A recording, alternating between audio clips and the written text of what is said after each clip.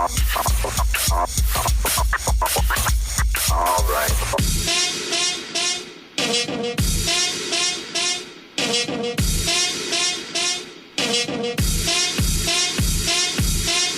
From Vermont to upstate New York, this is The Anything Show with John Francois, featuring Andrew Vandertunt of the Lifestyle of a Gay Black Boy podcast.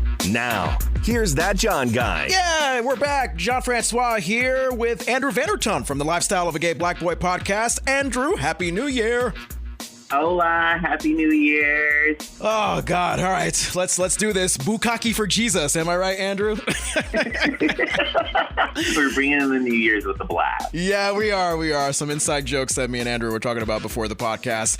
All righty, let's see. Sunday, January 9th, 2022, as we record this, coming up in our headlines, we're going to talk about the fourth hardest thing to give up for the new year, which is strange. For Let's Get Viral, we're going to hear therapy from the gas pump. For your celebrity gossip, one of our past interview guests, Andrew, actually got married to the color pink. It was all over the national media. It was a big story. Oh my God. Later on, I'm going to be speaking to Tyler Labine from NBC's New Amsterdam. He plays Dr. Iggy Fromm. Andrew, what did you say he looked like? Oh God, he looks like a hot version of... Oh, I forgot. I'm sorry. Oh, no. Tyler knows. He looks like a hot doctor that'll come in and give you a bear hug and a massage. I think you said he looked like a hot version of like a sketchy back alley doctor. Is that what you said? Yes, there we go. Sketchy back alley doctor who will probably lock you up for taking kidneys, but he'll hug you when he does it. Oh, God, I love me some hugs from sketchy people. All right, Rosie. Yeah, Rosie is going to be talking with us later on as well. Rosie is the founder, the 25-year-old founder of Perkies, which is a sticky bra brand, Perkies.com if you want to check them out. Listen, subscribe, rate, review The Anything Show with John Francois wherever you get podcasts. Facebook.com/The Anything Show. Instagram and TikTok at Anything Show Francois. We're also on YouTube. And DM us if you'd like an Anything Show shot glass and keychain. Anything Show with John Francois. The podcast distribution, all thanks to friends like Disctopia. Now, Andrew, podcast hosting with Disctopia is what you need to do. It's one of the best decisions you can make. Because, you know, let's say you have your audio, you've perfected the content, it's already premium quality with more features and flexibility than any other platform, from unlimited storage and uploads to multiple networks. Really, Disctopia has it all. You can even have a private or exclusive episodes, which they pay you for, Andrew. How about that? I love that. I downloaded the app for Disctopia, and it's very user-friendly. And their Instagram is very flattering to look at. I know. I mean, you could set up a podcast profile page with Disctopia where you can manage multiple episodes, embeddable episode web player, all on a secure site, unlimited downloads from your listeners with unique listener reports. You have web player analytics that are all integrated with the best technology analytics. And on top of that, 24/7 world-class customer support. So Disctopia, upload your podcast there and watch it just shoot off into the world on Apple, Spotify, Pandora, Amazon, wherever you get podcasts. Thank you so much, Disctopia, for supporting The Anything Show with John Francois. That is Disctopia. All right, Andrew, I think it's been about a month since we last did a show. I'm a little bit rusty. Shall we try to get to our headlines and not screw anything up? Let's do that. Yes, it's time for the headlines, y'all. All righty, here we go. What the hell are we doing? Oh, 23% of people, Andrew, made New Year's resolutions. Young people, they say, were far more likely to do it than old folks. You know, Andrew, I think it's understandable. I feel like, you know, with younger people, they're a lot more optimistic about the world. They're like, oh my God, New Year, I want to eat a 5-pound slice of pizza instead of a 2-pound slice of pizza. And then as you get older, it's like, you know, just staying alive is really what I want to do for the new year. What do you think, Andrew? You know what? I'm with you there. When I wake up and I have a sense of direction to go on in my life, that's the New Year's resolution to me. I can't tackle the big thing. Yeah, I bet. And you know what? If you really want to set some goals for the new year, because I know people are like, oh my God, I want to, like, you know, change my look, change my weight, all these things. Might I suggest the obvious choice? Me and Andrew went on this website, tryobvi.com, TRYOBVI.com. And actually, I'm looking at the website right now, Andrew. mean, if you want to like fix your beauty, lose some weight, have some support for your immune system, you really have to try obvi.com. I mean, the food samples that they have here are just insane. I mean, you could get like a super collagen protein thingy-majiggy where it's like chocolate chip cookies, but it's actually healthy for you. And you could get like other things like cocoa cereal, fruity cereal, cinna cereal. It tastes absolutely amazing, Andrew. Yeah, I've seen there's things on there that are like little munchable appetite suppressants where you're still eating food, but it's supposed to help with the craving of wanting to overeat. So I like some of the things that I've seen on there. Yeah. And going back to the beauty side, you know, you're going to get glowing skin with their beauty products, luscious hair, strong nails. You're going to have joint support.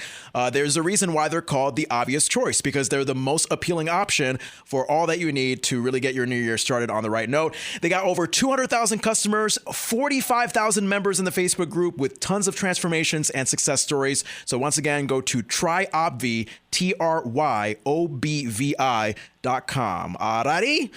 Andrew, speaking of all things food and whatnot, the Mediterranean diet. They say in a recent survey that the Mediterranean diet is the best diet you need to try in 2022 if you really want to stay fit. And Andrew, in response to this, you said what? I said I don't even know what that is. It doesn't sound like it tastes good, though. Yeah, and I imagine, like, Mediterranean diet, you're eating olives and, like, oranges or something. Okay. All right, I'll take your word for that. You know, I'm shocked, Andrew, you're a vegan. I feel like you should know, like, all the diets in the world. Oh, no. I know there's the one that killed the guy. He was like, oh, you only eat meat, and then he had a heart attack. I know there was that one. Wow. And then there's, like, something else where, like, you're a paleontologist, and I'm like, okay, I get it. It's something. Okay. Well, the Mediterranean diet, in case you want to know, it's like a diet that involves plant-based foods, whole grains, vegetables, legumes, fruits, nuts, seeds, herbs, and spices. I mean, you probably already have that in your daily diet, Andrew. Yeah, that's me just going into my cabinet and munching on things. There you go. And you know what? I mean, maybe for those of you listening, you have like a workout routine that's associated with that diet. And of course, working out. Sweatiness. Andrew, you know, I know you were working out the other day and you were trying to figure out how the hell do I get all this sweat off me? And you were using some fine antiperspirant products from our good friends at Carpe. Am I right? I was using Carpe, and I've started using their underarm wipes, their hand lotion, and their little groin spray, which it all works really well. I've noticed I am noticeably drier throughout my day. Yeah, and I know you said you had a pinky sweat problem. How's your pinky sweat problem? It's actually improved. Using my hand lotion and wearing latex gloves all day, you would think my hands would be super sweaty. I've noticed a huge difference that my hands are not sweaty anymore. Yeah. So basically, for the best dry, non-sweat experience, go to our friends at Carpe for the underarm lotion, the hand lotion, the foot lotion, etc. MyCarpe, MyCarpe.com. That's MyCarpe.com. Oh, man, Andrew, I think it's only a few minutes into the show, and I already feel like a commercial whore. I'm so sorry. I'm so sorry for those of you listening. You're probably thinking that I have like a skirt on, and I'm just like shaking my fanny for you just to make some money. It's okay. You just looked into the mouth of capitalism and said, yes, daddy, please. It's all right. Yeah, exactly. Oh, capitalism. You look so big today. Ooh, you must be happy to see me. God. All right. So age 24, Andrew, they say in a recent survey that age 24 is the average age that the average person gets the best sleep, which it sounds insane to me because I remember myself at 24 losing sleep constantly, trying to figure out what the hell to do with my life as I was like staying home after college. What were you doing at 24? I don't remember life at 24 or sleeping any time that year. I know that I was always in clubs. I was always like doing things I shouldn't have been doing. Yeah. Well, maybe at 24, we were eating a lot of chocolate, Andrew. I know that. I mean, us chocolate men eating chocolate, it fits so wonderfully. With peanut butter. Oh, chocolate with peanut butter. Of course. This is why Reese's is always voted the #1 candy ever, every year. And speaking of chocolate, chocolate actually tops a new list of the hardest things to give up for the new year. They say meat is the second hardest, followed by bread, driving, alcohol. Now, driving confused me, Andrew. I feel like driving is a daily necessity that people need, unless, I don't know. I mean, I'm thinking like the only reason you want to give up driving is if you have an addiction to like drunk driving or driving while high or driving while having sex. I don't know. But you're saying that driving it should be something that we give up. Yes, I honestly do think it is. It's depending on where you live. Let me clarify it. Depending on where you live and the capability to get to what you need to do daily, if you give up driving for a month, and I'm saying this as a person who's rode the bus for years, it just makes it so much easier in life. It's far less stressful, and your carbon footprint is a lot smaller. Yeah, I figured that might have been one of the reasons, that the carbon footprint, hey, if you go walking or if you go ride a bike, it's going to be great. But you know what? How about places like Vermont and upstate New York where you are? I'm in Vermont. I mean, this time of year when it's like 2 degrees and it's snowing, don't you think a nice warm car is great? I'll tell you this as somebody who stood at the bus stop during a blizzard. I am grateful to have a car during the winter. During the summer, I'll get on the bus because you can kind of zone out and just read a book or something until you get to where you're going. Yeah. All righty. Also in 2022, we're trying to ban some words. According to Lake Superior State University in Michigan, the most common words that we're trying to ban in 2022 are words like, wait, what? No worries. At the end of the day. That being said, asking for a friend, circle back, and deep dive. Now let's kind of dissect this, Andrew. Wait, what, and no worries. I don't mind those so much. What do you think about those? I use all of them daily in my life, so I don't mind them at all. Yeah. At the end of the day, let's see. That's the third one. The third one can go. Yeah, I think at the end of the day, yeah, we get it. The day has an end, and meh. Okay. That being said, I like that being said, Andrew, because if there's anything I've learned in therapy, instead of being like, Tommy has cheese up his butt, but it's good. Like, how about you say, Tommy has cheese up its butt. That being said, it's good. Because I've learned in therapy that when you say but in the middle of a sentence, like between two thoughts, it actually like negates the second thought. So that being said is a way to like respectfully acknowledge both thoughts. So Tommy can both like cheese up his butt and maybe not like cheese up his butt. Tommy, we need to talk. Oh, yeah. Are you okay? Yeah. I guess Tommy needs.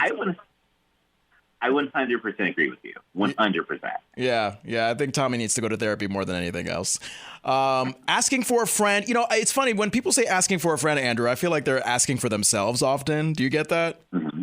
Oh, all the time. I'd have people come in the office and say, asking for a friend. I'm like, no, that's on you. Yeah. That's not them. Mm-hmm. Oh, my God. Science, Andrew. We love science. And they just released a comprehensive review of hangover cures. Because, we all feel crappy like the morning of a hangover. And we want to have like a quick fix so we can go about our day.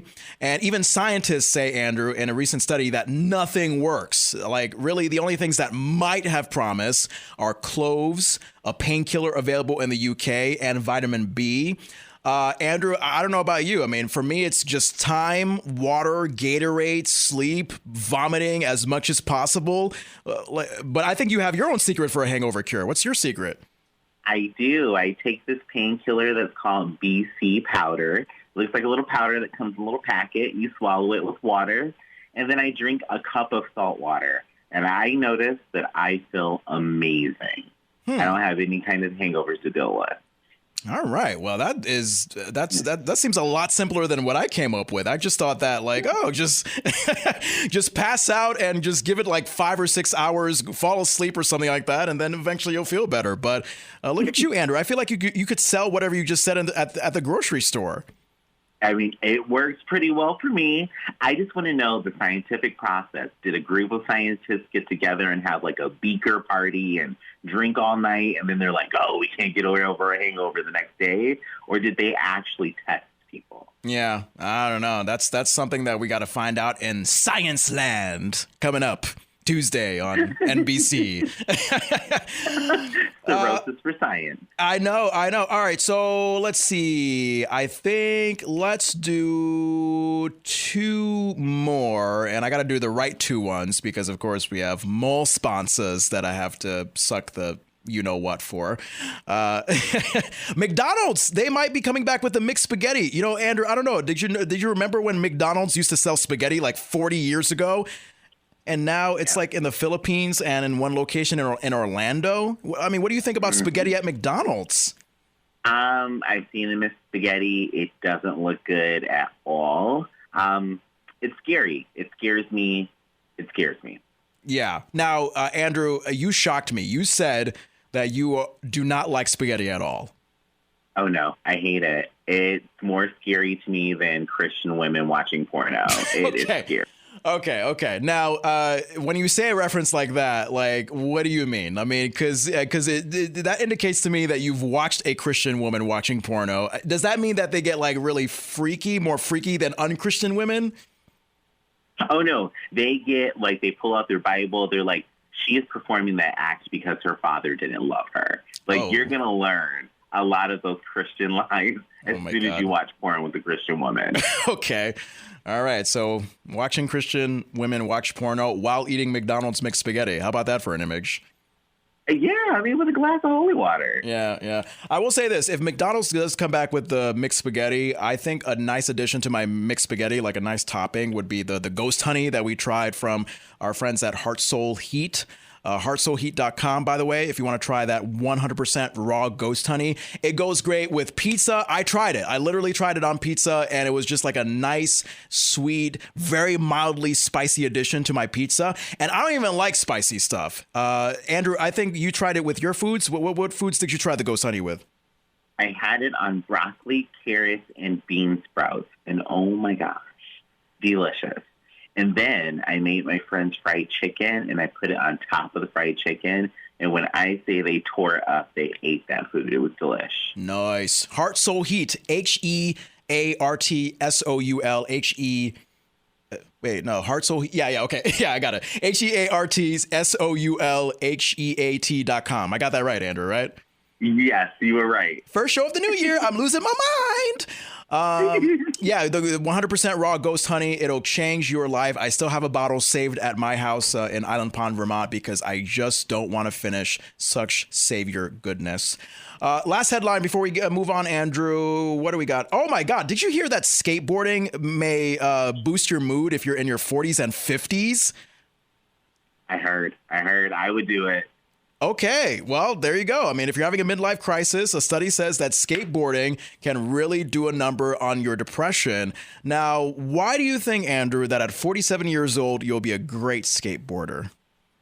I think that I'll be great because I know the true pain of life, financial debt, not breaking a hip. So if I break a hip, I'll be okay.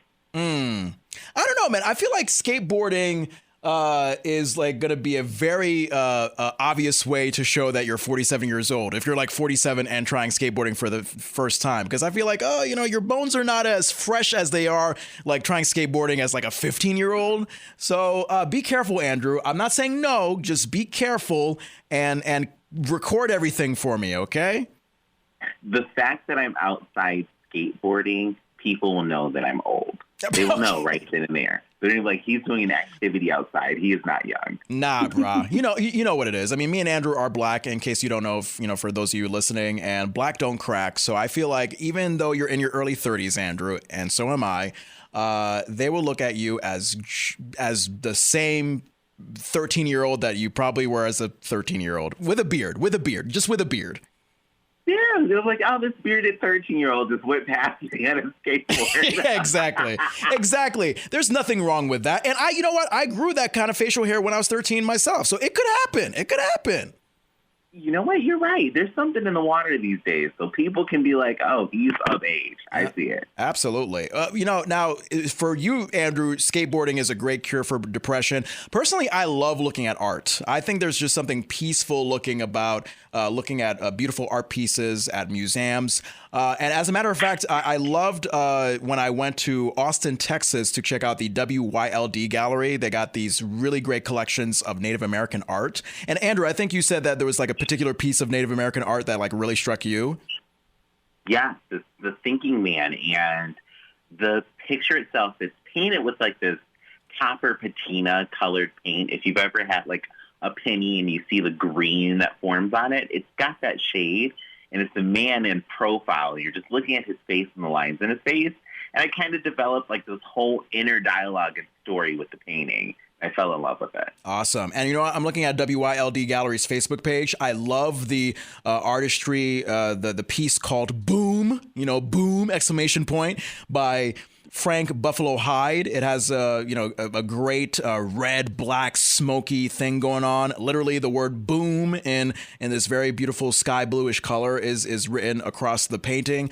So really, check out the wonderful collection of Native American art from WYLD Gallery. All you got to do is log on to WYLD.gallery on your internet browser thingy, and I think maybe like me, you'll have some of your depression temporarily cured by this beautiful art that we just saw. Alrighty, Andrew, I think that is a great way to end our headlines.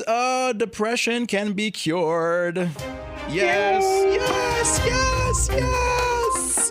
Alrighty, if you have a headline that you want to send us, Facebook.com/TheAnythingShow, Instagram and TikTok at AnythingShowFrancois. John Francois here with Andrew Vandertunt. Like I said, coming up later on, Tyler Labine from NBC's New Amsterdam. He plays Dr. Iggy Fromm. And me and Andrew are going to be speaking with the sticky bra woman of our time, Rosie, the founder of Perkies, the perfect sticky bra. And I'm a guy saying that, so that really means a lot. Right now, Andrew, I think we shall get into some viral videos of the week. Is that something that I have your permission to do? Yes, let's get viral. Let's get viral. And of course, we're not talking about COVID. We're talking about the good kind of virus. Oh, God. Is there really such a thing as a good kind of virus? I don't know. Yes, there's good viruses out there. Okay. Name one for me right now. The Ukitami-Nomo virus. The Ukitami-Nomo? Virus that infects wheat. The Ukitami-Nomo virus is a virus that infects wheat. Is that what you just said? Uh-huh. Why would you want why would you want a virus that infects wheat? Like wheat for wheat bread? Well, it creates environmental diversity is what it helps create. It's a mutation on wheat that allows wheat to be used for other things. Andrew, your knowledge of science stuns me. I mean, I know you work in the medical field, but still, it's just like, wait, how did you come up with that? I just have a passion for viruses because I wanted to transform one day. I love it. All right, well, we got our viral videos of the week, just a couple this week. YouTuber Charlie Barons imagined what it would be like if you had a conversation with a computer screen at the gas pump. Yeah, you know how when you go to the gas pump and they're like, hey, like save 5% on this, and then sometimes they play like commercials on the TV screen and stuff, just stuff that you really don't care about. You just want to get your gas. So this is pretty much a parody of that. So let's see if I can actually find it. Yes, I can find the video. What is your zip code? 54220. Would you like a car wash? Nope, I'll get one when it rains. Are you a rewards member? Nope. Would you like to sign up today? No. Are you aware you could get 3% back on all purchases? No, I wasn't. Okay, well, you could get 3% back on all purchases. You gotta be kidding me. No. Have you seen a therapist about your anger issues? What? Is your anger just a disguise for your sadness? I don't know. You don't have a maybe button. I understand. It's going to be okay. Thank you. I just don't even want to talk to about it. I'm here for you. Perhaps you just need a safe space to express your sadness. Yeah. Would you like a car wash? The amount of money that guy saved from going to an actual therapist just by going to the gas pump, insane, Andrew. Insane. I love that. I want that to happen in real life now. I need that. Yeah. All right. Are you sure you're done with the gas pump? And also, are you sure you want to leave your wife today? Come on. Come on, Todd. You know that you have nothing else going for you but your wife, Janice.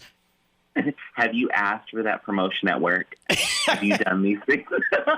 Did you? I want to be counseled by a gas pump. I need it. That's going to be the dream of our dreams. Lastly, in our viral video segment of the week, I guess if you're going to interview the guy behind the satirical "Birds Aren't Real" movement, have you heard of this movement, Andrew? No, I haven't, but I'm excited. Yeah, well, once you hear this sound, you may take that back. So I guess someone behind the satirical "Birds Aren't Real" movement, he was interviewed by like a local newscaster. His name is Peter McIndoe, and he's coming from WGN TV in Chicago. And I guess the "Birds Aren't Real" movement guy that was a guest on this interview did a fake spit take that Peter thought was very real. So how about we take a listen and hopefully not vomit? Our movement's all about. But it's more than just Gen Z's falling for conspiracy theories. Why? You all right? God, I'm so nervous. I'm so sorry.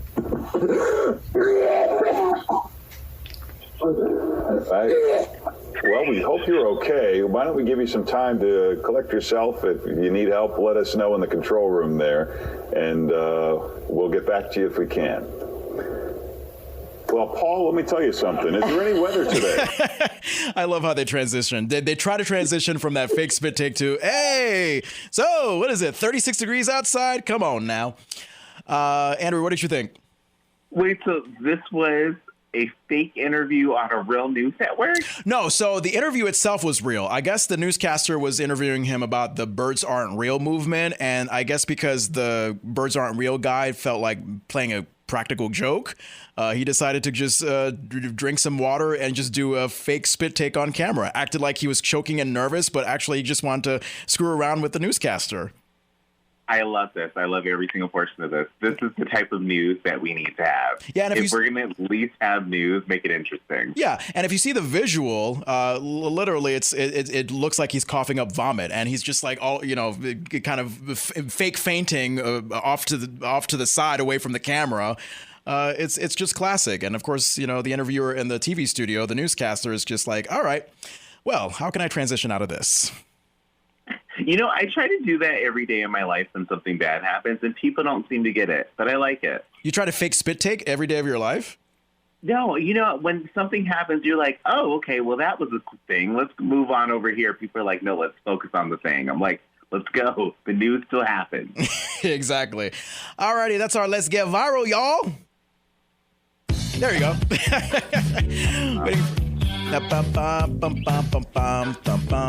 Speaking of this music, Andrew, I think I told my girlfriend Tony, after we just had sex, that she was lifting her leg up in a way that Olivia Newton-John was doing, when she was doing the "let's get physical" moves, back in the 80s with the movie Grease, and literally Tony had her leg up in the same way, and I'm like, oh my God, Tony Newton-John, what's going on here? I love that. Yeah. She knows how to get physical, all right. All righty, that's our Let's Get Viral with Jon and Andrew. Da-da-da-da-da-da. Hey. Okay. Again, first show back. I don't know what the hell I'm doing. Do we have a celebrity gossip? Oh, yeah, we have plenty of celebrity gossip that we have to do. Why not do that? Yeah, let's go ahead.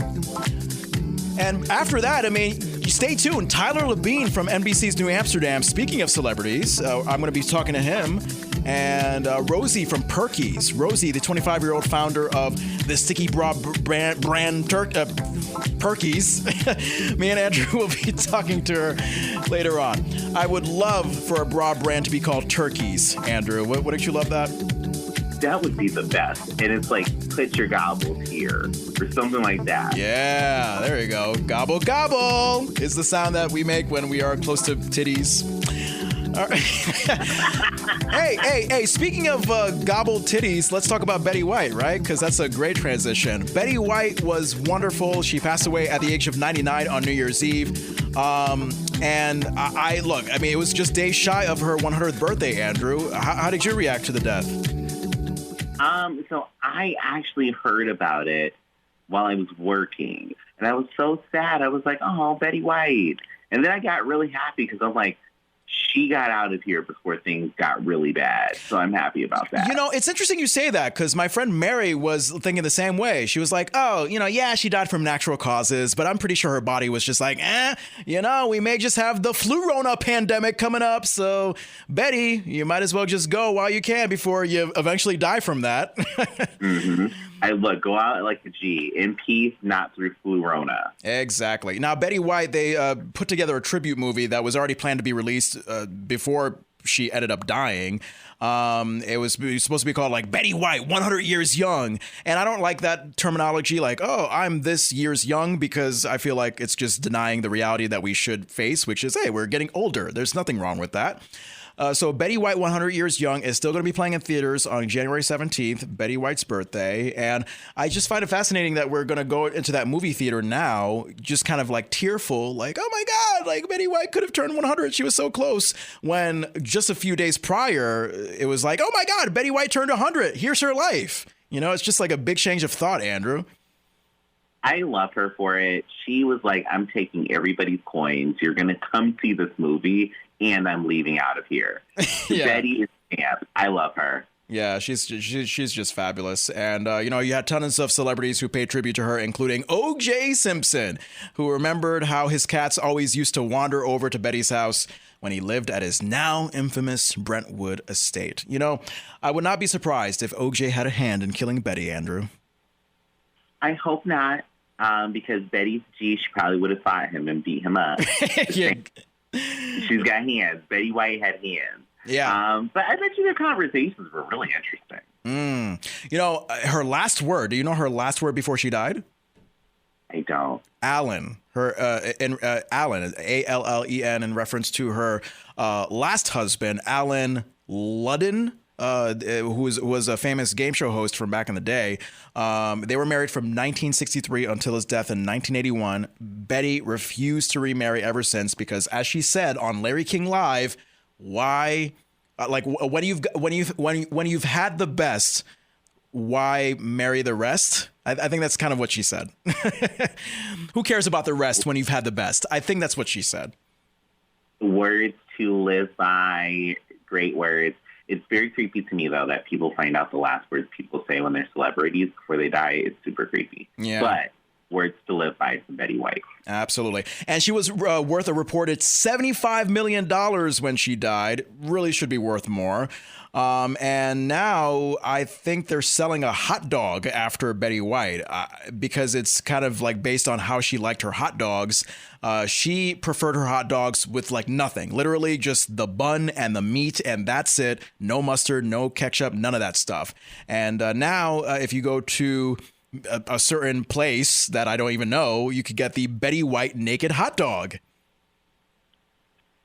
I'll pass. Take heart slog. I'm all good. Okay. Well, yeah, you're a vegan, so of course you're going to pass on that. All right. So Betty White did pass on New Year's Eve.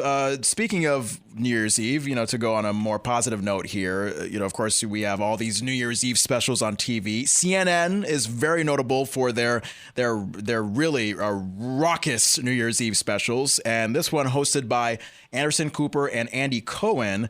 Andy Cohen was drunk. I guess he screamed so much throughout the special to a point where he lost his voice.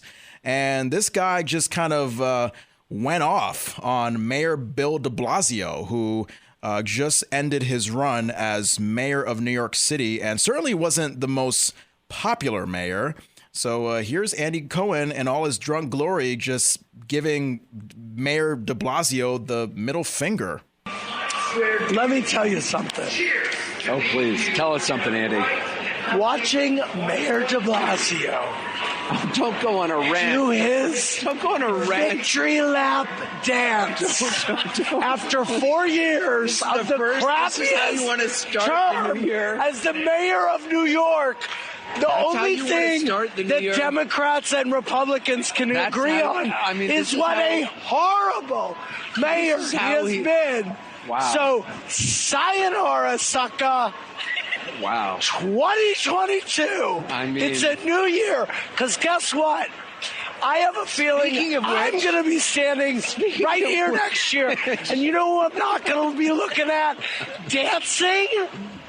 as the city comes apart.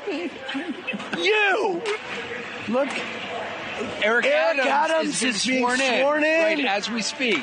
Is this happening right now? Yeah. Okay. So, Andrew, what are your thoughts on Mr. Drunk Andy Cohen there? So, Anderson Cooper is so wrong, but a champ for letting this happen and egging it on. I don't like Andy Cohen, and Drunk Andy Cohen is just his normal title, but he was New Year's special drunk. So that's great. And Anderson Cooper egged it on and let it happen. So cheers to Anderson Cooper. I'm going to give you a glasses clink. I mean, why not? I mean, he had no choice. I feel like he was just kind of like forced onto this because he's like, all right, well, you know, it's live television, and what am I going to do? Cut away to a rerun of Golden Girls? Like, no, it's gonna happen. I mean, yes, R.I.P. Betty White, but you know, it's live television, and you're supposed to ring in the new year, and drinking is a big part of New Year's Eve. I would know. There was a lot of vomiting in my orbit.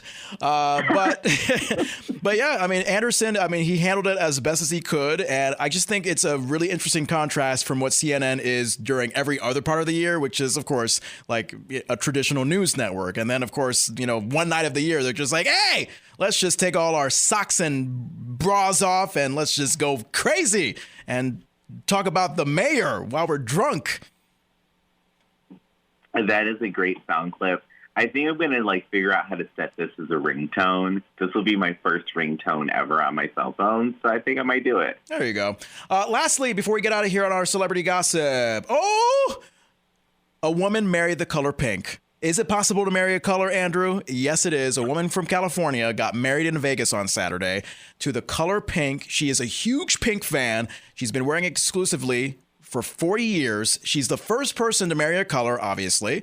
And what makes this special, Andrew, is that I actually interviewed this woman, I think last February, 2021.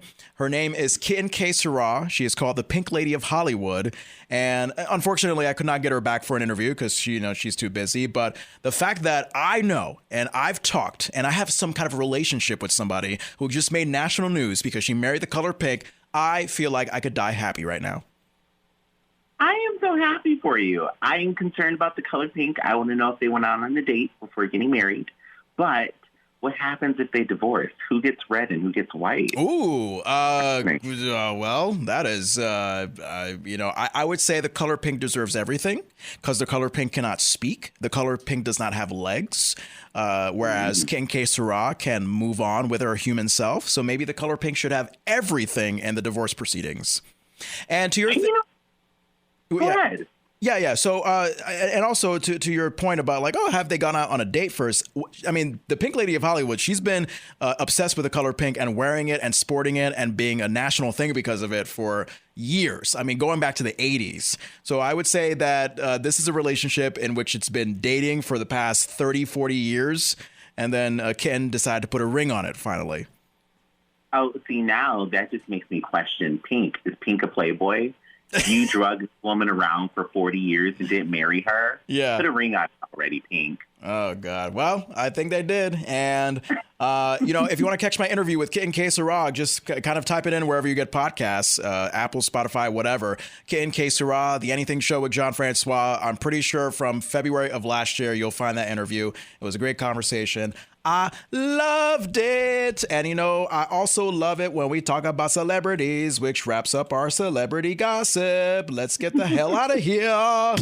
You have pink behind you, too. I do? Oh, yeah. You do. It looks like purple. To me, it looks a little pinkish. Oh, my God. Maybe pink.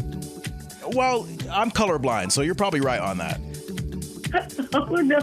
Yeah. I don't know if I'm literally colorblind, but there have been many times where me and Tony have said, oh, that's the color brown. But I say, oh, no, that's the color gray.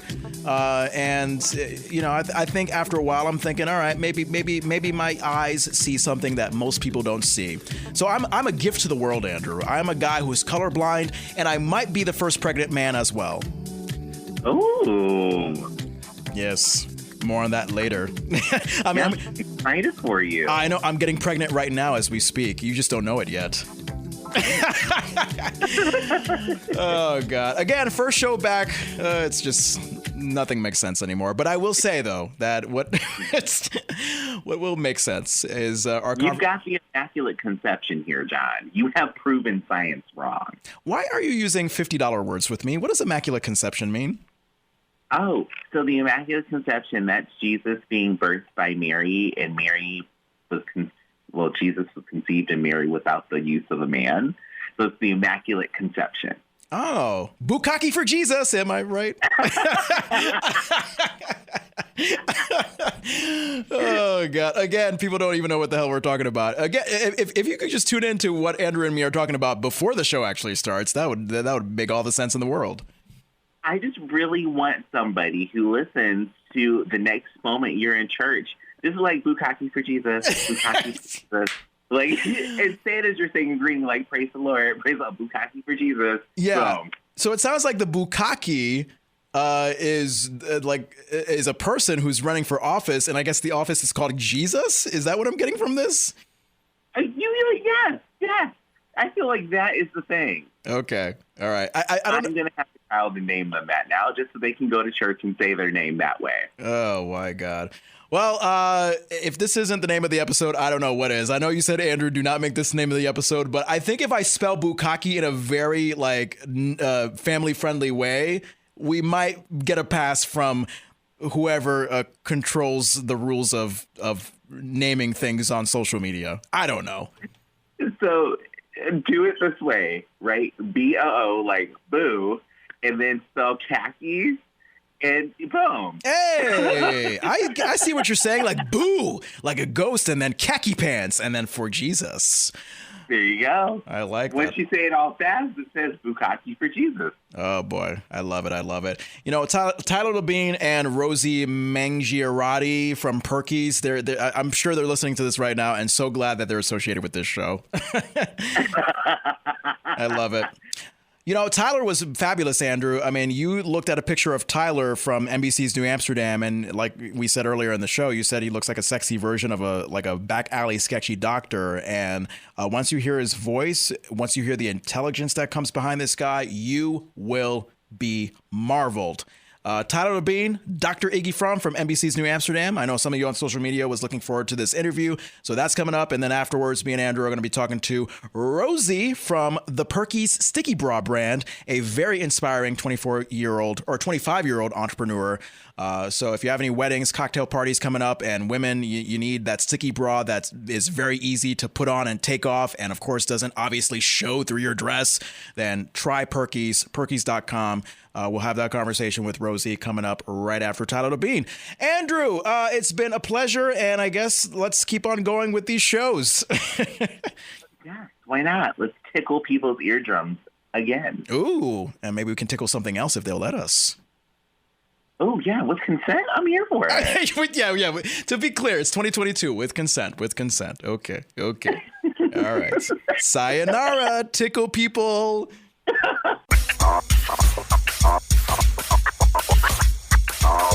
I was just talking with our reps here from NBC about what a crazy Christmas holiday this was. Just a lot of like near misses with COVID. Actually, not even misses for some people, but yeah, it's a challenging holiday. Oh yeah, for sure. How was your holiday? Did you get to spend it with family? I did. I went home and saw my kids and took them to Disneyland, which was probably a bad decision, but we went anyway. It was good though, and got to go up to the mountains in California and do a little sledding and snowman building, and it was fun, man. It was really good. But me and my kids all got sick. We didn't get COVID, but we all got sick, and we're all recovering still. So, God. Yeah. How was the crowd at Disneyland? Because I know that like in the early days of the pandemic, it was pretty much deserted, and then there was a point where the crowd started coming back again. I mean, is it still pretty good, or is it like empty now? It's insanely busy. It was like, and this is coming from a guy who has had a season's pass for like 10 years now.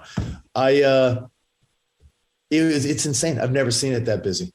It was almost unenjoyable. I'm not trying to deter people from going. Maybe I should during the pandemic, but it was nuts, man. Like the Peter Pan ride had like an hour and 10-minute wait. You know what I mean? Like, it's just sort of, it's a lot. It's a lot when it's that busy and you're just being touched by people all day. So halfway through the trip, I was like, hey, I don't want to be touched anymore. Yeah, I mean, I've been to Disney World like way back in 2000 when I was like 9 or 10 years old. I've never been to Disneyland. And I think I kind of jokingly said during the early days of the pandemic that like, oh, hey, like if it's still open, there's probably no better time to go than right now when everybody's afraid to go out and spend money. I went when it was deserted as well, and that was really fun. Yeah. I mean, you get access to all the rides, and they probably put the prices down a little bit. So, there's nothing wrong with that. Exactly. Yeah, well, I got to say, Tyler, my girlfriend is a huge fan of New Amsterdam. We actually watched a few episodes together recently, and I just wonder because I think I get this question in my mind every time I see a medical drama on television. Like, what would you say makes New Amsterdam like significantly different from any medical drama that's been seen on TV? Yeah, I'm in the same boat as you. I'm not really a medical drama fan, and I'm okay with saying that. But I did choose to do this show for a very specific reason that I thought set this show apart, which was that it's incredibly inclusive. And I think it's like at its core, it's really a show about what's happening within the medical system in this country and what's broken with it and what we can do. Oh, there you are, man. And what can be done to change it from a public hospital's perspective and from the perspective of these doctors who are trying to do all they can, like within the confines of this very bureaucratic system full of red tape, what you can do to actually make things better for people in this country.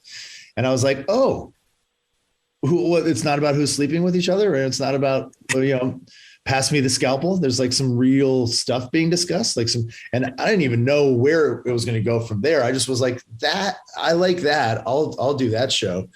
And then the mental health element that my character is, sort of the at the core of the representation of the mental health aspect of the show. I was like, oh man, my mom was in mental health care for many, many years. And it's just not represented. It's just not talked about. It's just not really, and if it is, it's very fleeting. It's not very comprehensive. It's not very inclusive. We talk about the big three, it's like depression, anxiety, and I don't even know what the big third big three would be, but there's so much more to discuss. And this show like unflinchingly discusses a ton of stuff with mental health. And for me personally, that is such a huge coup for this show. And we've been recognized and honored by the World Health Organization, specifically for some of our efforts in the mental health arena. And other elements of the show, just in the medical sort of field.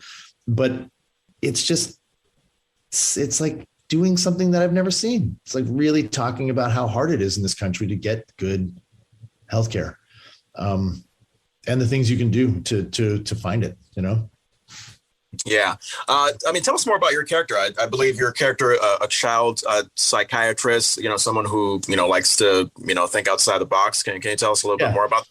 Yeah, he's not a child psychiatrist. It started that way because Dr. Jennifer Havens at Bellevue here in New York, this character was loosely based on her. And I got to meet with her at the beginning of the production of the show. And she really deals with children at Bellevue, but because of the fact that this is TV and we wanted to open up the story pool a little bit more, Iggy is now the chair of behavioral studies, because we got there was a few people who reached out in the community saying like, well, you can't just say you're a psychologist and a psychiatrist and a child psychologist. Like, which one are you? This is a community that has very fiercely kind of worked to differentiate psychology from psychiatry. So very early on, we were like, right, that's not cool, man. We can't just be everything. But again, it's TV and we had to sort of keep it inclusive. And so we changed Iggy's job title to chair of behavioral studies. And it's been really, really cool. Like I said, my mom was in mental health care for years and years. And it's just like a relatively unseen corner of healthcare. And like I said, the stigma in this country is so thick. I think it's getting better and better, but the stigma in North America of talking about and approaching mental health care, even the fact that we have to differentiate mental health care from healthcare, is like such a thing to me that just, why can't we make that leap to just, having autism or having severe crippling bipolar disorder, or why is that different than having diabetes or degenerative heart disease? Like, it's not, we don't point a finger at those people and say, oh, what'd you do? Or you're weak, or, oh, you're a weirdo. It's like, Yeah, it's not your fault. This is brain chemistry. These are things that we're born with, or that we develop very naturally, that need to be discussed. And I really like the fact that this character, Dr. From children to adults, is like addressing all of it, like things that we don't really even think about. So I think it's a lot of water cooler conversations about mental health are happening, and I think that's dope. That's what I like about this show. Yeah, and I believe you guys are in your 4th season right now. And if you like had to attach like, thematic words to each season, and 1 to season 4, how would you describe each season in a word? Season 1, I think, was rogue. We'll say rogue for season 1. Maverick. Season 2, I think, was complications. Season 3 was COVID. And season 4 is finding joy. And we've promised a lot of joy. Like the theme of season 4 is finding your joy. But the thing that I think needs to be addressed with that is that finding your joy isn't always joyful. Like the ride to joy can be pretty bumpy.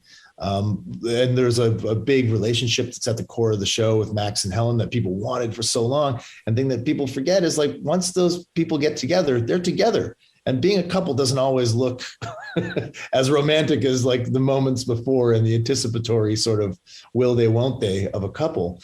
Then they're just together, and you got to watch them go through all the things that we all go through. And so, finding joy and romance and all that. Season 4 is about that, but it's also about what that actually looks like. Not just like, we did it, we're joyful, here we are. That's not the world we're living in, is it? Yeah. So we're doing this conversation on Monday, January 3rd. I believe there's a new episode airing tomorrow night at 10 on NBC. That's right. Yeah. Can you give us a little taste of what to expect for that episode? Absolutely. So, we left off with, first of all, Max and Helen going to London, which no one really thought they were going to do. Even us, we were like, there's no way they're going to send the 2 leads of the show to another country, another continent. And they did. We have got, Layron, which is also like Dr. Bloom and Layla have hit some sort of rocks with their relationship. We have a mad woman of a new medical director named Veronica Fuentes, who's come in and is just like wreaking havoc on the hospital. So we're going to pick up with that and see what that affects. And it's affecting things very negatively for every department. In fact, Iggy gets a major program in his department shut down by her, where he's giving jobs to patients in the psych ward, which are like their lifeline. So there's a lot of things that are happening that are just like, there's a lot of negative effects to Max and Helen leaving. And I think that's where we're going to pick up and see what that actually looks like now. Awesome. Now, Tyler, before I let you go, how can we keep in touch with you on social media? Oh, yeah. I'm at T Labine on Instagram, and I'm at Ty Labine on Twitter.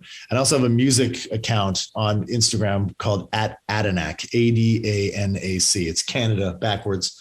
I make music and produce music, and I'm releasing quite a bit of music, and all of my music related stuff is there. Awesome. All right. Well, hey, I'm on Instagram and TikTok at Anything Show Francois. So I'll definitely give you a follow right after we get off of Zoom here. Thanks, man. I'll follow you back. All right, man. Thank you so much. Take care. I'll tell my girlfriend you said hi to her.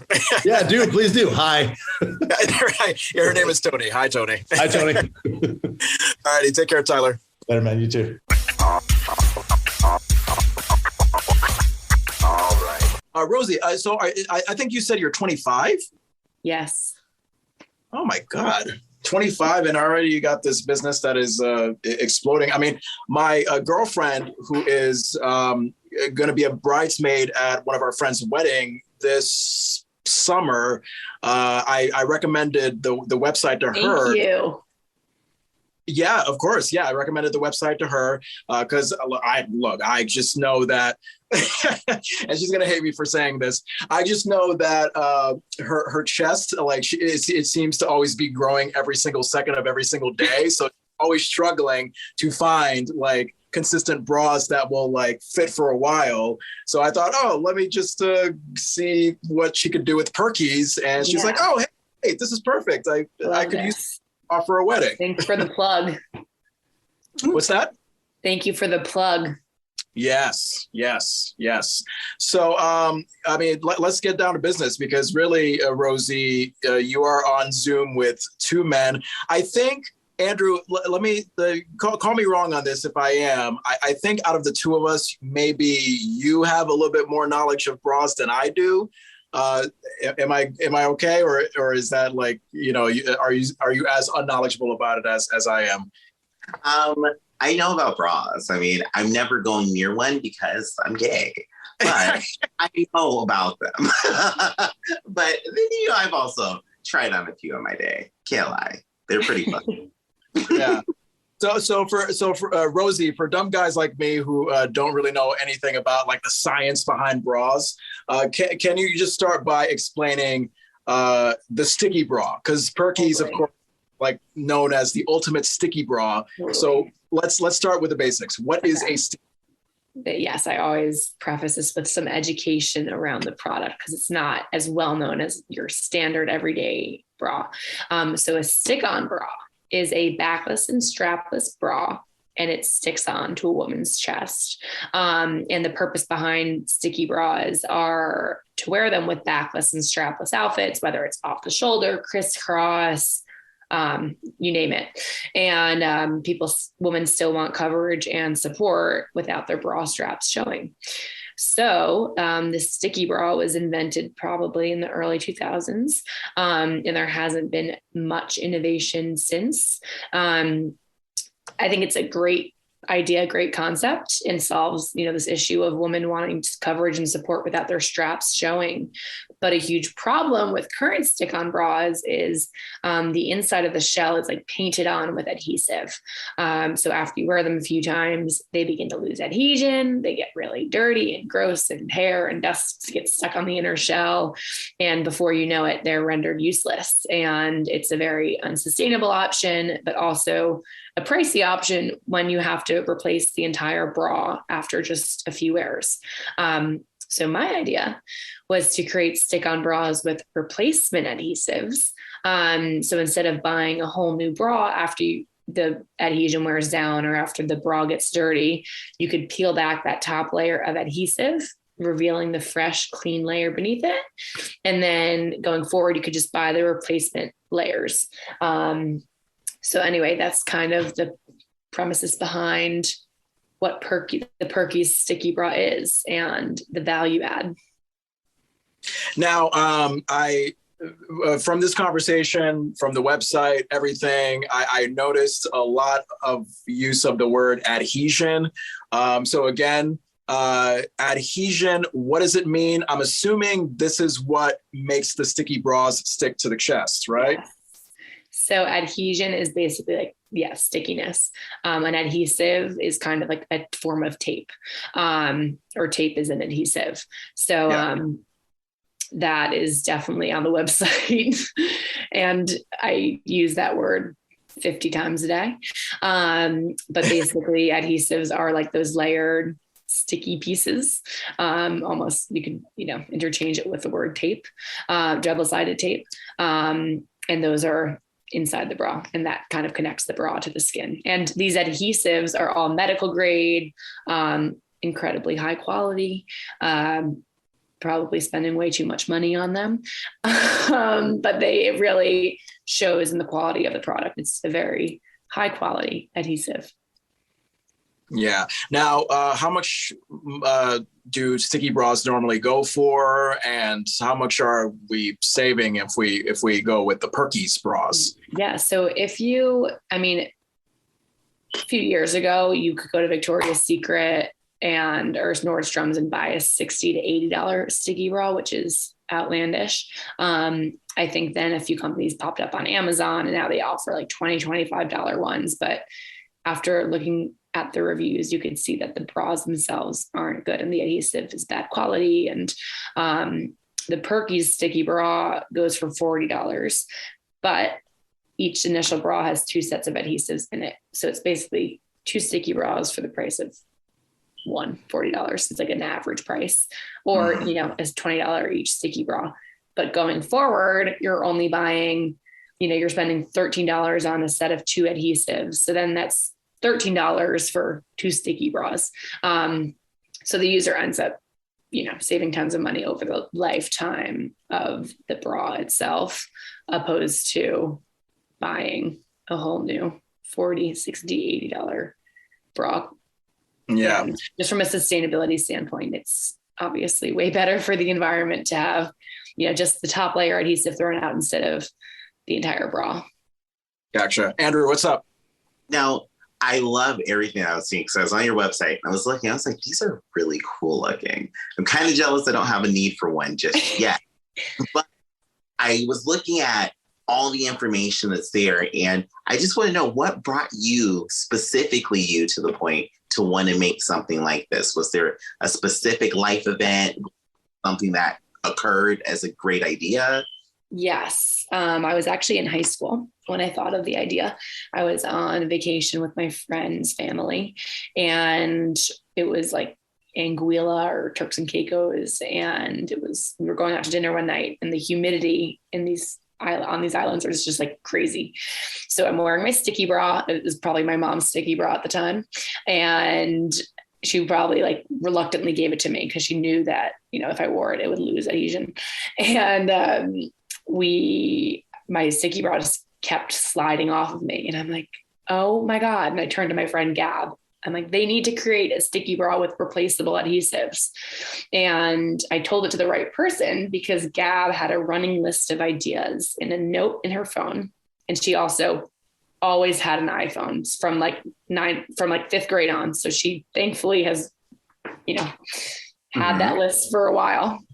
And fast forward 5 years, I hadn't thought about that idea since. And I took an entrepreneurship course in college, and we had to come up with an idea that solves a customer pain point. So I texted Gab and I said, I know some of those ideas on your list are mine. Is there anyone specifically that you remember? And she's like, the only one I can remember off the top of my head is a sticky bra idea.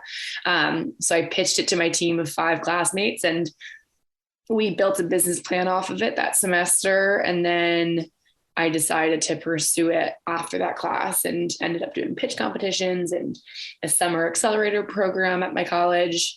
And then, yeah. So how do we go from, coming up with this idea, pitching it to all your classmates, to actually like physically, getting all the materials necessary to make this perfect sticky bra?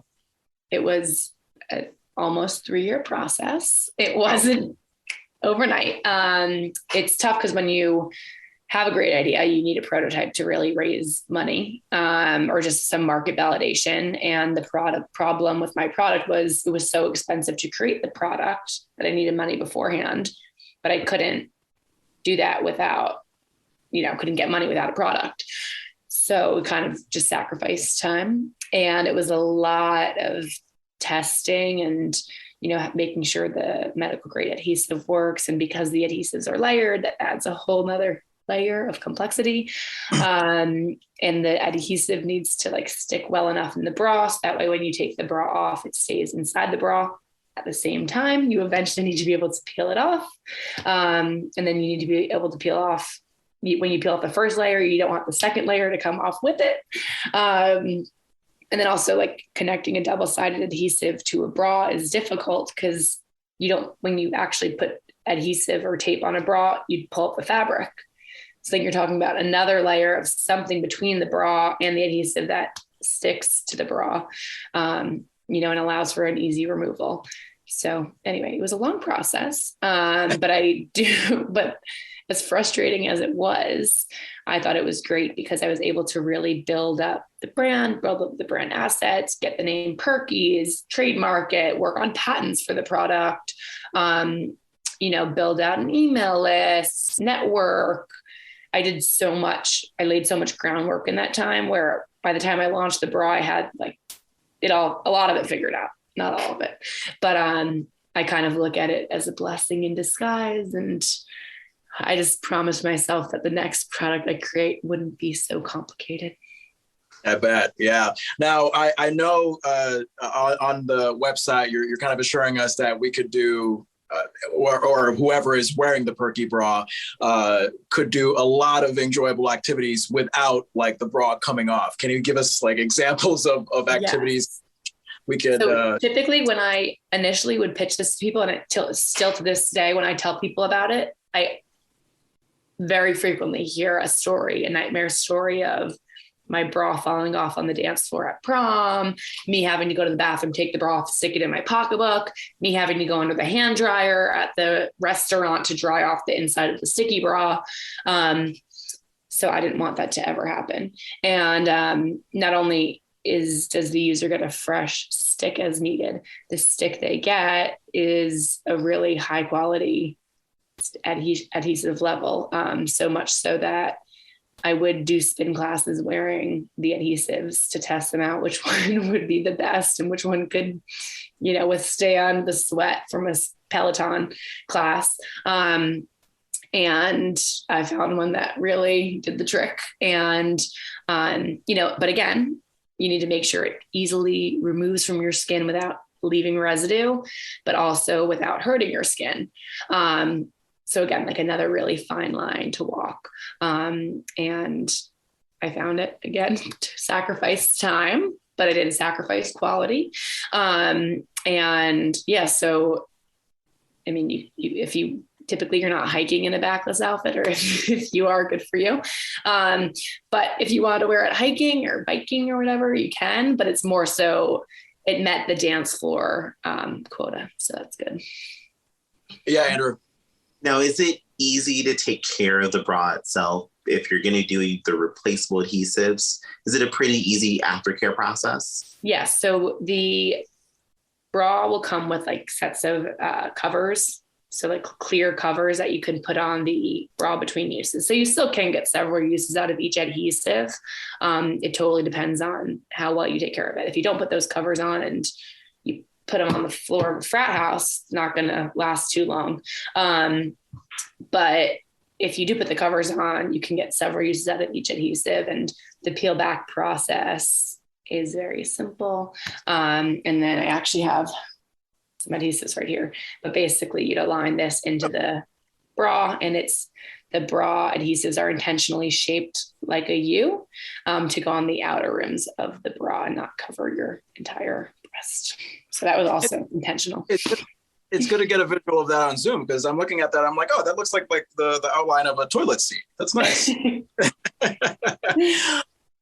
Now again, this is me just not understanding the relationship women have with their sticky bras. But what about the rare occasion where the woman is at a special event, like you said, cocktail party, dance floor, whatever, and she has her Perky bra on, and it's great.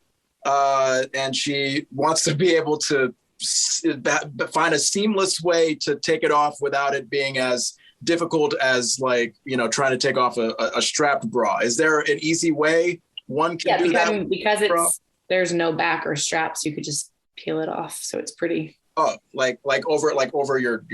So basically the sticky bra is like just two cups connected by a clasp. It literally sticks right on. So it's not even over the shoulder.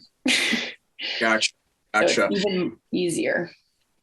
Yeah. And in terms of people or women rather that have a certain breast size that may grow at any moment, does the Perky bra work for those changing sizes? Great question.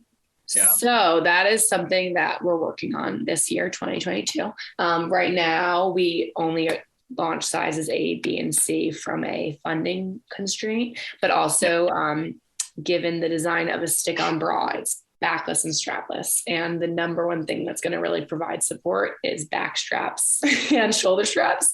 So it really provides like the necessary lift size for sizes A, B, and C.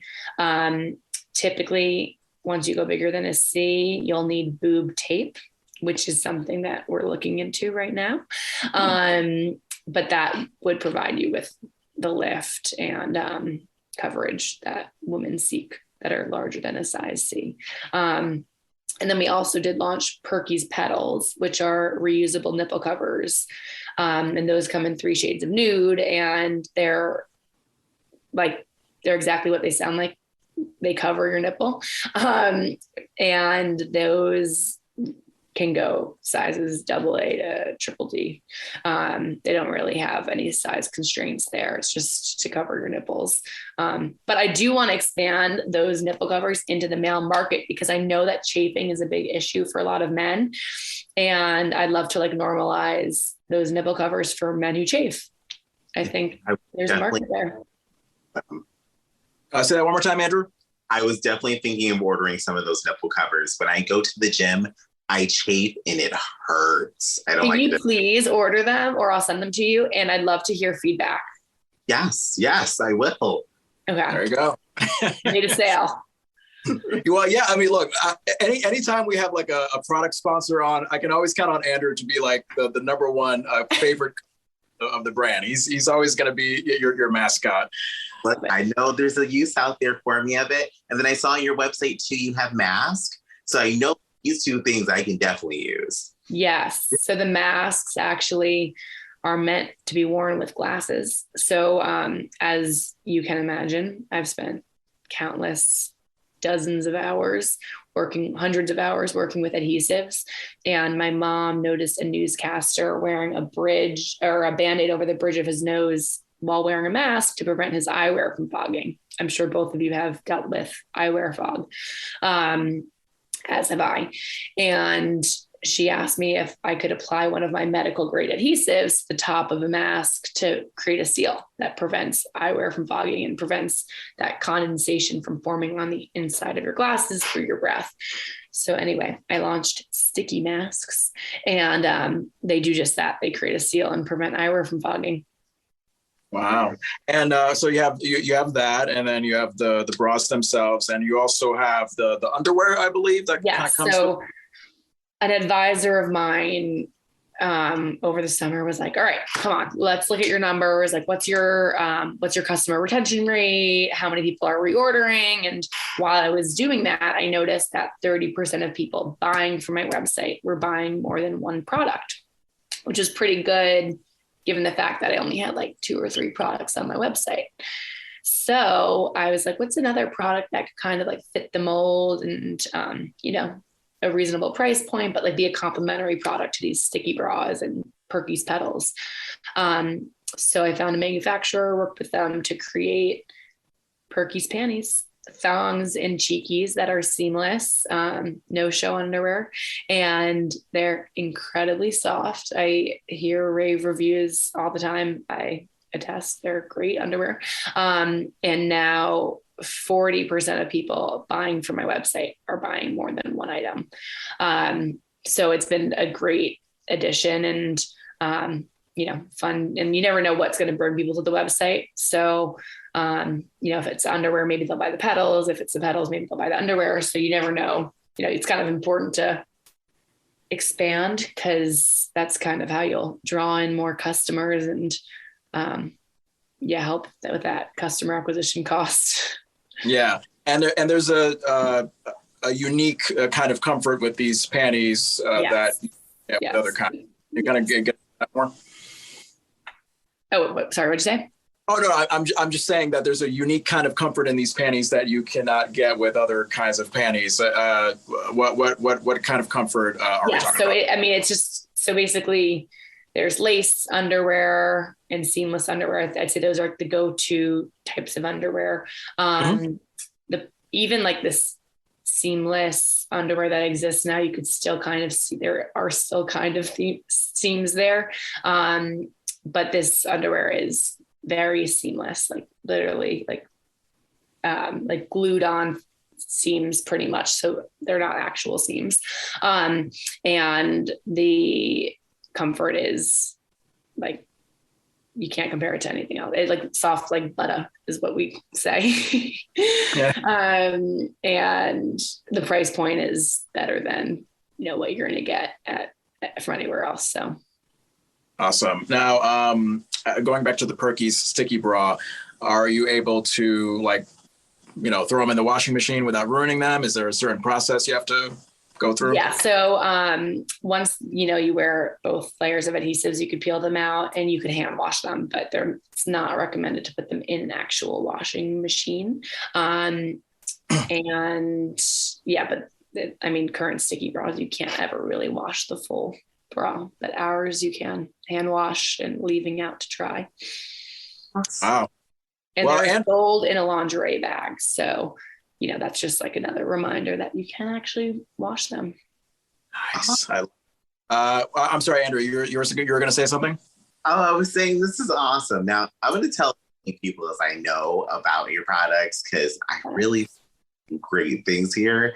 The mask specifically, my day job, I have to wear a mask 24/7, and everybody else in my office does. And we have to wear protective goggles, so they always fog. So I'm going to tell everybody about working at this because I want them to try it out. I think it'll be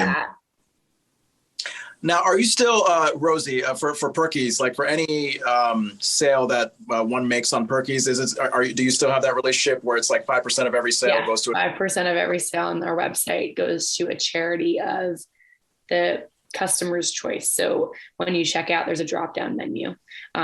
We have like 3 default causes. And then you could click like add another and you could choose which one, but. Oh, what are the causes? So one is the Breast Cancer Research Foundation.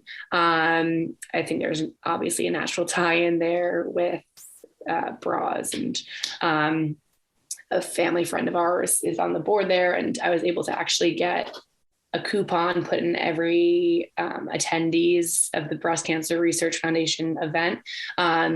Every attendee got like a little Perkies coupon so they could buy Perkies petals for free or the bra for half off. And then the Human Rights Campaign is number 2. And then number 3 is Help Hope Live, which is a nonprofit that a friend of mine is very involved with. She fell about a year and a half ago and is paralyzed. And she, needs to get wheelchairs and needs to get medical attention and needs to now learn how to drive with her new disability. And she needs a car that can cater to her. And those are all insane costs. So the Help Hope Live Foundation helps cover those costs. And it's an incredible organization and obviously near and dear to my heart. And it's cool too, because you could change the default cause however much you want. So, October I do it's always Breast Cancer Research Foundation. And then the other months I'll, choose the others, but, I'm open to any organizations that, people want if, a month goes by and, Wow. And you're 25, Rosie. Yes. I mean, what were you doing at 25, Andrew? At 25, I was just like trying to get out of mom's house and trying to get a job. I'm still at mom's house. Well, but still, you're doing great things. With what you're doing for women, and especially with the nonprofit stuff. It's like, like I said, I was just trying to get a job, saying fart jokes on the radio at 25, and here you are. Pretty much making a difference. Thank you. So that's awesome. Andrew, what were you doing at 25? At 25, I was in Mexico sleeping in cars and people's couches. Okay. So we all have our own journey, and Rosie, yours is certainly notable. Now I can't wait. Like I said, my girlfriend who's going to be a bridesmaid at a wedding, she's definitely going to go right to Perkies.com to get her sticky bra for that big day next June. Can you just give us all the information that we need to know to get that? Yes, definitely. So the website is Perkies.com, Perkies.com. The Instagram is myperkies, MyPerkies. And then the Perkies petals are also on Amazon. So you could check those out, make sure you leave a review, and keep your eyes peeled because hopefully we'll be launching more products and exciting stuff to come in 2022. I know. And you're on social media too, right? Yeah. So the Instagram is myperkies. And TikTok, myperkies, trying to build up that TikTok presence. I guess those are the 2 main social platforms that we're focused on. Awesome. Well, I'm following you, and I love to see the progress of the Perkies brand. It's really a great honor to be talking with you, Rosie. I mean, certainly, I love stories of young people such as yourself. And I'm not that much older. I'm 30, but still, like, like, we have this perception of people in their 20s, like just kind of screwing around and, trying to figure out who they are while they're screwing around. And I feel like you are going on a really, are you not? You're giving me a face as if you're not. I'm still figuring it out. I'm not perfect. I'm not on a perfect path. Yeah, but you should be doing it in a very non-train wrecky way. So I applaud that, and I look up to that. And I think Andrew will agree with me. With his turtle stuffed animal. What do you have there, Andrew? Oh, it's my new Christmas present that I got. It's a turtle shell for Mario. Oh, I'm able to lean again. But I 100% agree. My life was nowhere near any way on track at 25. But I'm just excited about your journey, hearing your journey, seeing where things are going. You're amazing. Thank you. So are you guys. I'm so happy to meet you and have you guys follow along the journey. And I look forward to following your guys' journey. Yeah. Look, I know you're going to go places, Rosie. It's definitely written on the wall practically. I love your last name, Mangiarotti. Is that how you pronounce it? Mangiarotti. Yeah. Okay. Yeah. Hey, it's a mouthful. I do not care. Is it Italian? It's Italian. I think you're supposed to say Mangiarotti, but our whole family says Mangiarotti, and we've Americanized it. The Anything Show with Jon Francois is on Apple, Spotify, or wherever you get podcasts. Join us on YouTube, Facebook.com/The Anything Show, and Instagram and TikTok at Anything Show Francois. Join Andrew Vandertunt on Lifestyle of a Gay Black Boy wherever you get podcasts, and on Instagram and TikTok at AJ Vandertunt.